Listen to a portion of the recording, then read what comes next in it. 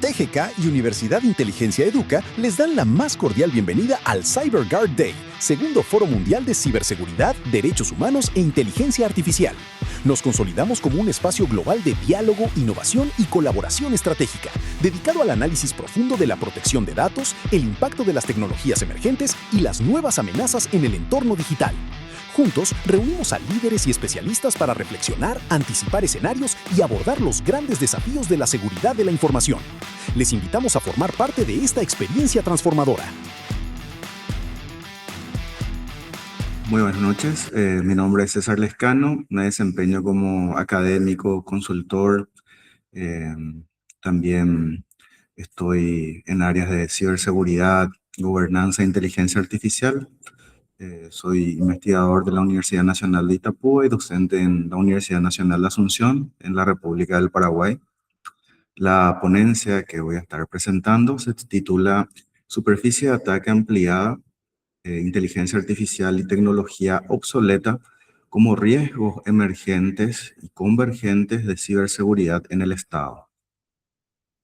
Esta ponencia es un resultado de una revisión de literatura y gestión de tecnología, sobre todo aquella que está en su fin de vida útil y que, que ya carece de soporte en instituciones gubernamentales. Esta revisión fue articulada con el análisis de los nuevos vectores de riesgo que introduce la adopción acelerada de nuevas tecnologías, como por ejemplo la inteligencia artificial en nuestro sector público.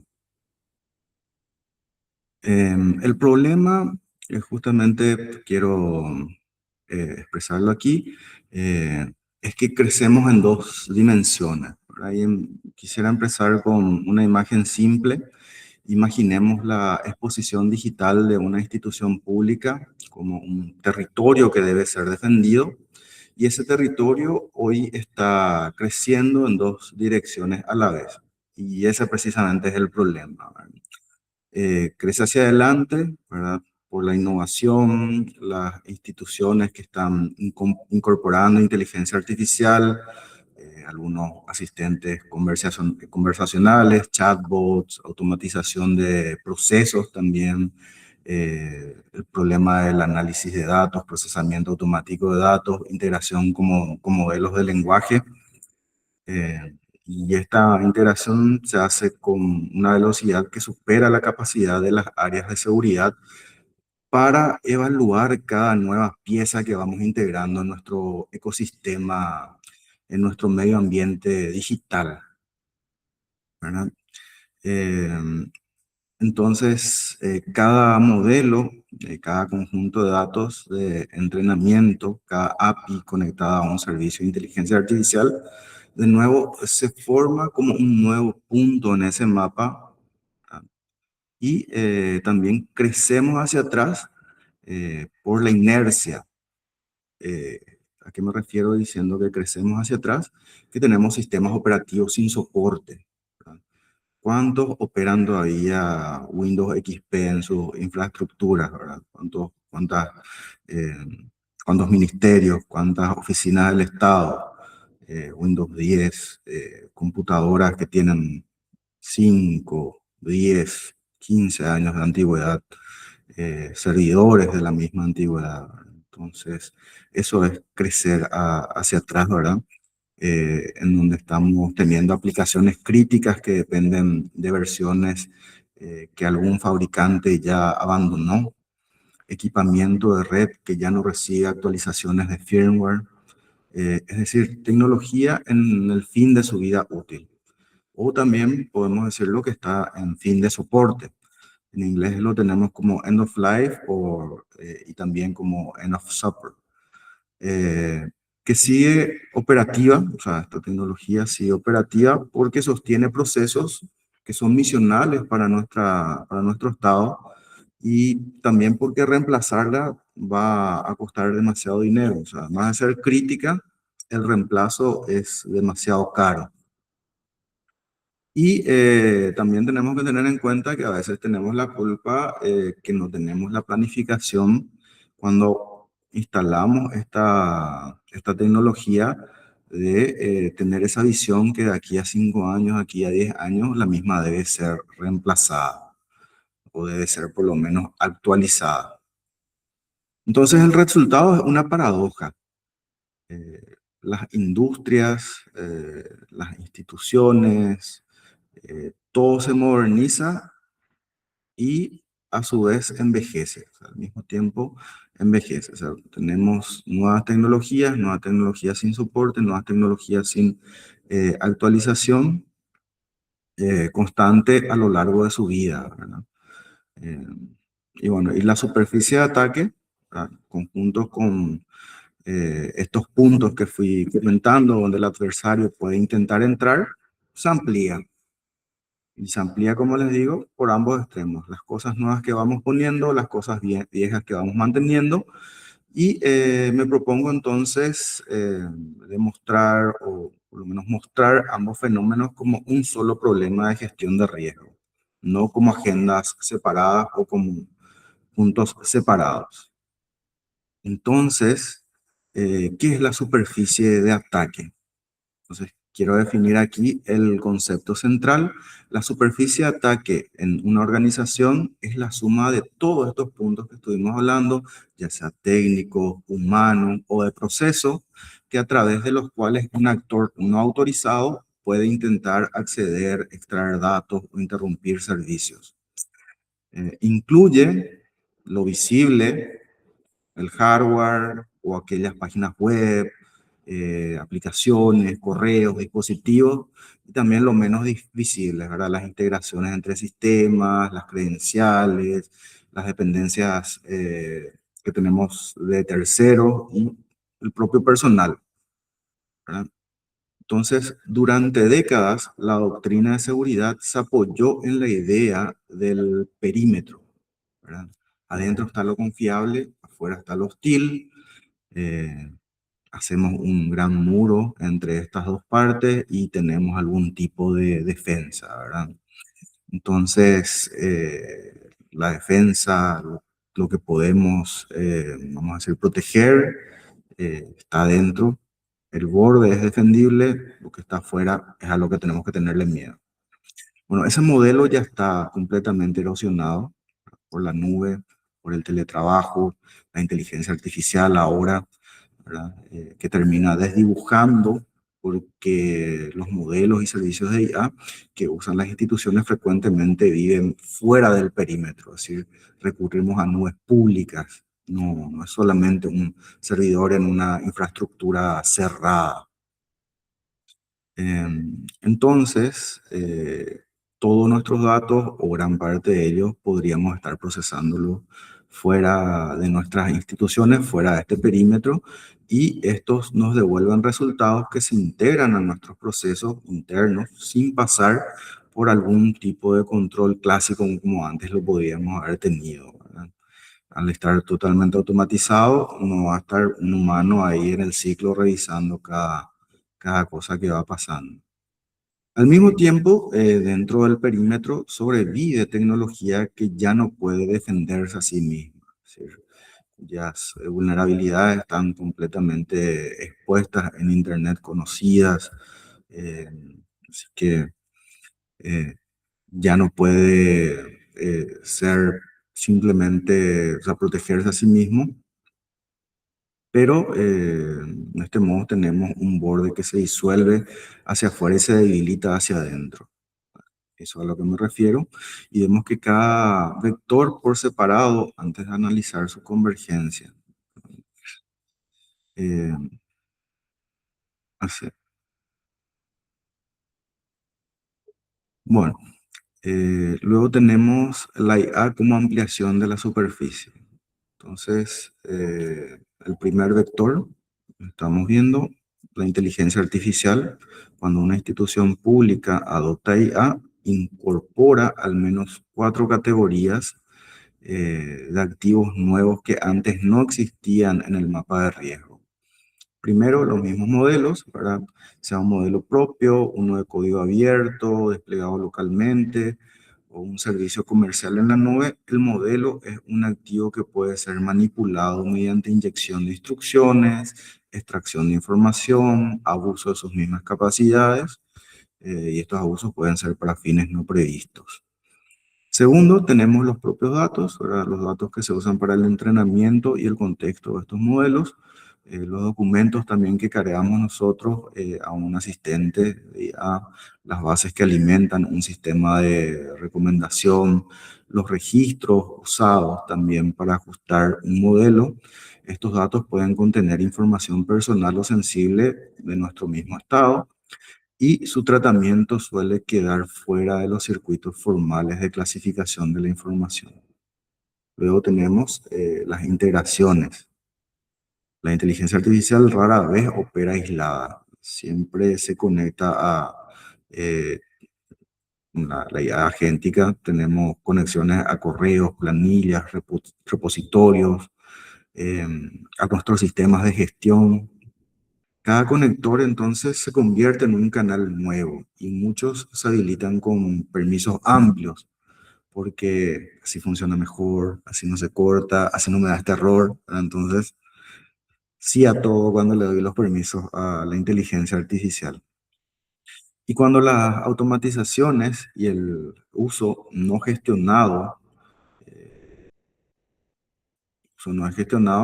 funcionarios que usan herramientas de inteligencia artificial, de consumo de datos, nuestros datos de las instituciones, sin política, sin registro, sin evaluación, entonces vamos a decir que logramos tener algo que contemporáneamente le llamamos la sombra de la tecnología de la información.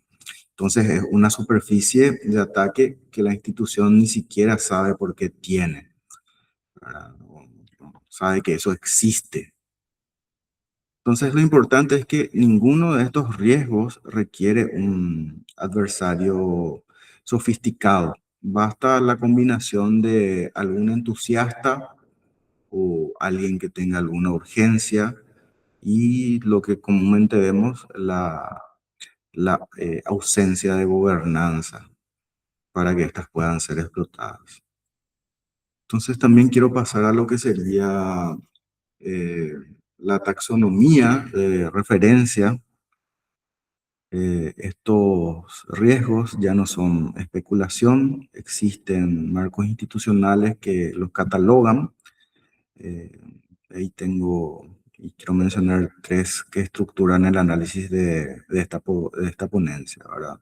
Uno es el OWASP, luego tenemos el MITRE, ¿verdad? El MITRE ATT&CK, el MITRE Atlas, eh, MITRE Atlas que hace para los sistemas de inteligencia artificial lo que MITRE ATT&CK hizo para las redes tradicionales. Luego tenemos el NIST, el AI Risk Management Framework, también que han lanzado.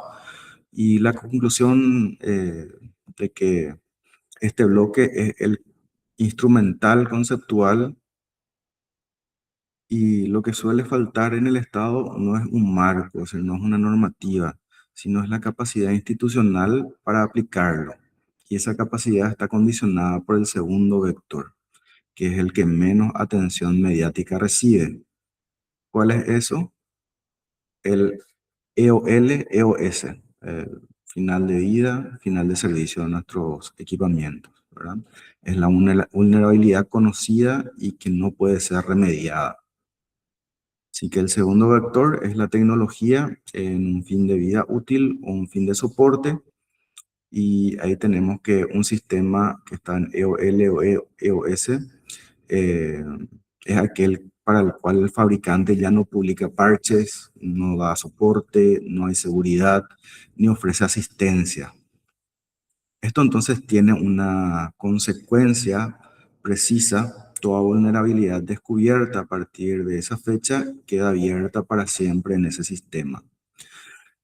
No es una vulnerabilidad desconocida, es una vulnerabilidad conocida, publicada frecuentemente, inclusive con un código de exposición disponible, y estructuralmente no la podemos parchar, no la podemos remediar, no No existe forma de cubrir eso a menos que la aislemos completamente y generalmente eso tampoco es viable porque está cumpliendo una función de servicio, alguna aplicación, alguna automatización dentro de nuestra institución. Entonces, para el atacante ya ahí podemos inferir que esto es oro, ¿verdad? No necesita descubrir nada, le basta escanear, identificar las versiones obsoletas y aplicar técnicas que ya están completamente documentadas. Entonces, las campañas de ransomware, aquellas que más daño causan, ¿verdad? Eh, que eh, en la última década están más que son más que de moda, explotaron mayoritariamente sistemas sin parchos, sin soporte y no vulnerabilidades de zero day. O sea, no es que absolutamente todas explotaban alguna vulnerabilidad desconocida, al contrario. Y la pregunta que surge es, ¿por qué persisten estos sistemas en el Estado? Y bueno, la literatura identifica causas recurrentes, ciclos presupuestarios rígidos, eh, estos que no acompañan los ciclos de vida tecnológicos, dependencia de aplicaciones que son ya legacy, que solo corren sobre plataformas viejas, procesos de contratación pública que son muy burocráticos, son muy lentos, escasez de personal técnico, una asimetría también de incentivos. Eh, Lastimosamente, aquellos técnicos que trabajan para el Estado generalmente son también los peores pagados. Entonces, eso va sumándose. Luego, tengo también un costo de migrar que es visible, inmediato, demasiado grande, mientras el coste de no migrar es una probabilidad, tengo chance de que nada pase, ¿verdad? Entonces, algo difuso hasta que ocurra el incidente. Luego tenemos los hallazgos también de la revisión que realizamos y nos apoyamos justamente en esta ponencia, en esa revisión literaria sobre gestión de tecnología obsoleta. Hicimos unos análisis en, en algunos organismos y entidades del Estado y consolidó un corpus de 78 fuentes únicas entre literatura académica, marcos normativos, documentación técnica de agencias especializadas. Y de esa revisión destaco cuatro hallazgos. Primero, ese problema que ya estuvimos hablando de el final de la vida, el final de servicio, que es ampliamente documentado ya, o sea, es un riesgo técnico, pero escasamente tratado. La gente, si bien existe un problema de gobernanza pública ahí, no le presta atención. Sabemos que abundan las guías de migración, pero escasean los estudios sobre presupuesto, contratación, ser más eficientes los procesos de contratación y los incentivos a nuestros propios técnicos. Entonces, segundo, también tengo que existe un consenso en que el inventario de activos es la condición previa de cualquier estrategia. O sea, no se puede gestionar el fin de vida de lo que no se sabe que existe. Algunas veces la rotación en la dotación técnica que tenemos, el recurso humano, nos deja cierta historia y entonces tenemos ahí equipos que están enchufados, algunos que casi no sabemos para qué, pero sabemos que si lo tocamos algo más explota en otro lado, ¿verdad? Entonces ese es otro inconveniente, ¿verdad? Los organismos públicos presentan sistemáticamente inventario, pero siempre notamos que algunos resultan incompletos y la mayoría son desactualizados. Como tercero, tenemos los marcos internacionales. Estos convergen en un enfoque basado en riesgo, ¿verdad? Tenemos la ISO 27000, tiene su gestión de riesgo, NIST también. Todos todos vemos que tienen un enfoque basado en el riesgo. Pero no todo sistema obsoleto puede reemplazarse de inmediato. Hay que ver formas de mitigarlo. Entonces la pregunta correcta no es cómo eliminar todo el equipamiento que está en end of life o en EOL, sino cómo priorizar y cómo mitigar mientras tanto mediante algún tipo de segmentación, aislamiento y controles compensatorios. Sería el proceso de gestión de riesgo de estos equipos. Y como cuarto tenemos el hallazgo que motiva esta ponencia, ¿verdad? Es que la literatura sobre obsolescencia y la literatura sobre el riesgo de inteligencia artificial corren por carriles separados, ¿verdad? No están vistos como un solo problema y casi ningún trabajo analiza su intersección. Entonces, esta interacción quiero exponer que sí existe y sobre todo que es muy peligrosa. ¿Y cuál es la convergencia? ¿Dónde se tocan ambos fenómenos? Bueno, señalo tres puntos de convergencia. Uno, que la IA se despliega sobre infraestructura envejecida también, ¿verdad? Cuando queremos correr sistemas locales de IA o cuando tenemos nuestra base de datos propias en nuestra propia infraestructura, generalmente son servidores un poco viejos, algunos en desuso, comenzamos a experimentar con ellos, alimentamos de datos. Bueno, cuando una institución monta un asistente inteligente o una automatización sobre servidores, bases de datos, sistema operativo sin soporte, el eslabón más débil define la seguridad del conjunto. El componente más moderno hereda la fragilidad de aquel que es más viejo, ¿verdad? Entonces, también tengo un punto 2, en donde hablo que la IA potencia al atacante contra los sistemas ya legacy, ¿verdad? Las mismas capacidades que usamos para nuestra productividad, ¿verdad? Generación de código, reconocimiento, automatización, esa misma capacidad reduce el costo de descubrir y explorar sistemas obsoletos a escala para aquel que va a atacar. Y la ventana entre la publicación de una vulnerabilidad y su explotación masiva también se acorta. Los sistemas sin parches son los primeros que generalmente caen, son los más vulnerables. Y como punto 3 en esta ponencia, quiero hablar de que ambos fenómenos compiten por los mismos recursos escasos. Es decir, el mismo dinero que voy a tener disponible, el mismo presupuesto que tengo para mitigación, lo tengo tanto para aplicación de nuevos servicios como para cambio de aquellos equipamientos viejos o aquellos sistemas ya legacy. Eh, Entonces, el mismo equipo técnico reducido también, no solamente en cuanto a dinero y presupuesto, talento humano, eh, también debe gobernar la adopción tanto de IA y remediar nuestra deuda tecnológica. Si se gestionan como agendas separadas, también observamos que ellas terminan canibalizándose. Por eso es que el marco que propongo debería de integrarlas. Y voy a ir cerrando con el marco propuesto. Una visión general de esto se organiza en tres pilares, ¿verdad? Inventariar, priorizar y sobre todo en gobernar. O sea, no es una arquitectura muy compleja, eh, esto es deliberado, ¿verdad? No sea tan compleja, está pensado para instituciones con recursos muy limitados, suelen ser las de gobierno y las direcciones de TI dentro de gobierno, donde la sofisticación excesiva garantiza el fracaso. Cada pilar integra tres dimensiones.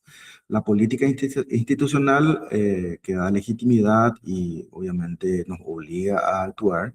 La doctrina que nos da el método, el lenguaje común. Y la práctica, la técnica, la capacitación, ¿verdad? Que es la que va a estar ejecutando. El pilar uno sería inventariar. La institución necesita un inventario único que registre dos cosas que hoy suelen vivir en registros separados o directamente no se, no se registran, no existe, ¿verdad? Por un lado es el ciclo de vida de cada activo tecnológico, la fecha de fin de soporte, la criticidad del proceso que sostiene y dependencias en la cual está, a la cual está sirviendo. Por otro lado, el inventario de sistema y uso de inteligencia artificial, qué herramientas se están usando, con qué datos, con qué integraciones, bajo qué responsabilidad, y esto también incluye relevar el uso no autorizado, que es donde más superficie oculta se acumula. En términos prácticos, para contexto de recursos limitados, esto no exige plataformas costosas, puede iniciarse con herramientas de descubrimiento, eh, aquellas que usamos para descubrir los equipos conectados a la red, herramientas de código abierto, inclusive alguna que otra plantilla estructurada y sobre todo con una resolución institucional que nos obligue a hacer una declaración y también a mantenerlo actualizado y que regule un despliegue responsable. El inventario es 80% de la decisión administrativa y 20% de tecnología. Vamos por lo que sería el pilar 2, que es priorizar. Con el inventario en mano, cada activo se clasifica según dos ejes. Uno va a ser la exposición, la criticidad, si está expuesto a Internet, si es accesible desde afuera, si es accesible de redes más amplias, ¿verdad? Que no solamente sea mi institución, si sostiene algún proceso misional o datos sensibles. Luego tengo también el que es de gobernar, la sostenibilidad del esfuerzo o no, que va a depender de la técnica, que no va a depender de la técnica de institucionalidad, sino propongo 4 instrumentos concretos y que serían replicables, ¿verdad? Un comité de seguridad de la información, las normas, esto generalmente ya está incluido, una política de uso aceptable de inteligencia artificial, algunas normas también ya la están trayendo.